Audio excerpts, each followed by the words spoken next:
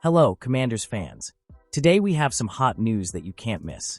So get ready because there's a lot of important information coming. Before we start, we'd like to take the opportunity to subscribe to the channel, activate the bell, and stay up to date with all the news about our Washington Commanders. Don't forget to leave a like, which really strengthens our community and helps bring this content to the most passionate fans of the team. Now, without further ado, let's get straight to today's news. Washington Commanders reach 3-year deal with DT Javon Kinlaw. The Washington Commanders have secured a major reinforcement for their defensive line by reaching an agreement with defensive tackle Javon Kinlaw. The 3-year contract is worth a total of $45 million, including $30 million guaranteed, as reported by multiple sources on Monday. The deal will only be made official on Wednesday at 4 p.m. Eastern Time, with the official start of the new league year, according to information from NFL Network. Kinlaw, 27, is coming off his best season in the NFL, playing for the New York Jets in 2024. During that campaign, he demonstrated improvement and solidity on defense, recording 4.5 sacks, 40 tackles, 5 of them for loss of yards, and 5 hits on the opposing quarterback. The defender participated in all 17 games of the regular season, a positive factor for his value on the market. Last season, he played under a 1-year contract worth $7.25 million and managed to raise his stock in the league with consistent performances. Javon Kinlaw's NFL career. Javon Kinlaw was selected by the San Francisco 49ers with the 14th overall pick in the 2020 NFL Draft, being seen as a promising defensive player capable of strengthening the team's front line.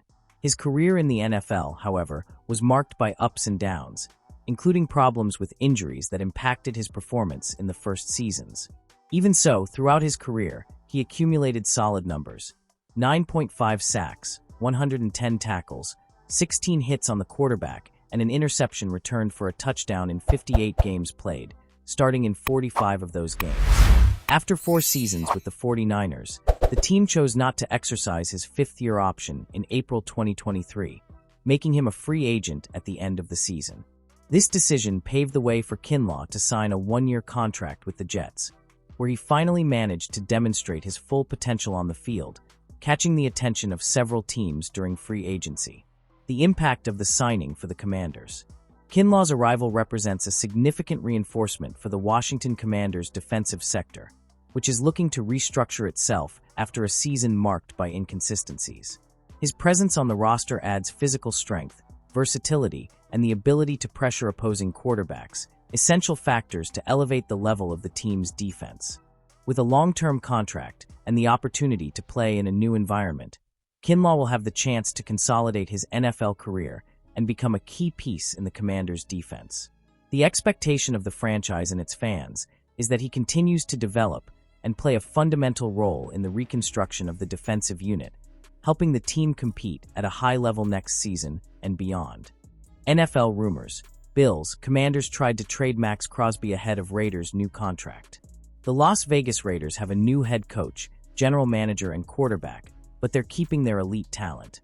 They signed edge rusher Max Crosby to a massive contract extension just ahead of NFL free agency. Following the deal, Sports Illustrated insider Albert Breer detailed the conversations surrounding Crosby ahead of the 3-year extension. The Washington Commanders, Buffalo Bills, and Seattle Seahawks tried to trade for Crosby. Meanwhile, other teams, given the regime change, were asking around. Seattle proposed a deal that would send Geno Smith and DK Metcalf to Vegas for Crosby. The Buffalo Bills and Washington Commanders also checked in. The Raiders rejected that interest, showing Crosby their resolve. Breer previously reported on the Seahawks rumors shortly before the DK Metcalf deal. Seattle tried to dump Smith and Metcalf on the Raiders before Crosby's extension and Metcalf's trade to the Steelers. After New Vegas GM John Spytek balked at the deal, he sent a 3rd-round pick to Seattle for Smith. They got a 2nd-round pick for Metcalf. Both the Bills and Commanders lost on Championship Sunday to longtime rivals. Bringing in Crosby would have been a big statement for the Chiefs and Eagles. Now that the Raiders have extended Crosby, where can they turn? The Raiders are getting Max Crosby off a depleted trade market. After losing Crosby, the Bills cut Von Miller, but they aren't averse to a reunion. They needed to free up money to give Josh Allen a historic contract after his first MVP award. But one would imagine their plans would have looked very different if the Raiders had traded Crosby. They need a pass rusher who can get after Patrick Mahomes, and Crosby is among the few in the league who can. The Commanders also parted ways with a veteran pass rusher this offseason, Jonathan Allen. He spent his entire career in Washington, but injuries cost him about half of 2024. They're certainly looking for a pass rusher, but they also need offensive weapons around Jaden Daniels.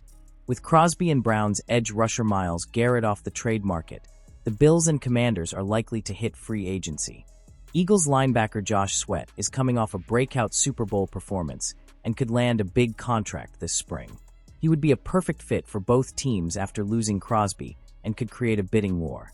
The Eagles could use him back with Bryce Huff's well-documented struggles potentially carrying over into next year. Commanders set target to bolster pass rush in NFL free agency.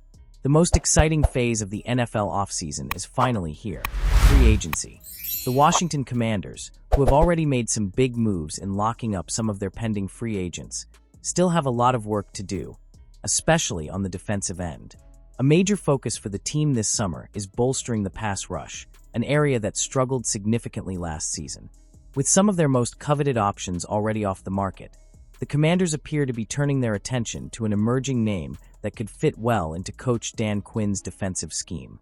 With Myles Garrett out of the equation after signing a multi-million-dollar extension with the Cleveland Browns and Trey Hendrickson looking like a costly option in terms of both financials and draft capital, the Commanders may be exploring a more affordable option with growth potential. According to Sports Illustrated's Albert Breer, Indianapolis Colts defensive end Dayo Odeyingbo could be a viable target for Washington. Odeyingbo has athletic attributes that fit well with the edge rusher profile that Quinn typically values, and he is expected to command a contract in the $20 million per year range. Indianapolis Colts Dayo Odeyingbo is a name we mentioned in last week's conclusions. An oversized asset. Some teams banking on the 25-year-old with 15.5 career sacks could end up paying close to $20 million per year for him. The Commanders, who are looking for edge rushers, could be an option, Breer noted. Despite recording just 3 sacks last season, Odeyingbo demonstrated considerable talent by generating 42 pressures on opposing quarterbacks, indicative of his ability to disrupt the pocket and force misplays from opposing offenses. With proper development and better use of these pressures, he could become a key piece in Washington's defense. At 25 years old, 6 feet 4 inches and 275 pounds, Odeyingbo has the ideal physical build to play as a dominant edge rusher. His track record suggests he's not yet in his prime, which could make him an interesting bet for a team looking for a long-term reinforcement without putting too much strain on its finances. The possibility of signing Trey Hendrickson still exists, but the high price tag for an already established player could weigh on the Commanders' decision.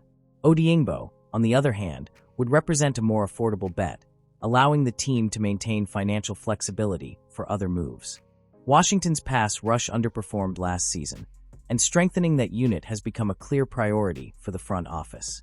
With free agency opening, decisions need to be made quickly to ensure the team can bolster its defense in an effective and competitive manner. If the Commanders do decide to invest in Odeyingbo, they will be taking a chance on a player with growth potential and an ideal fit in Dan Quinn's defensive system. It remains to be seen whether that bet will be enough to restore the necessary aggressiveness to the team's front seven in the 2025 season.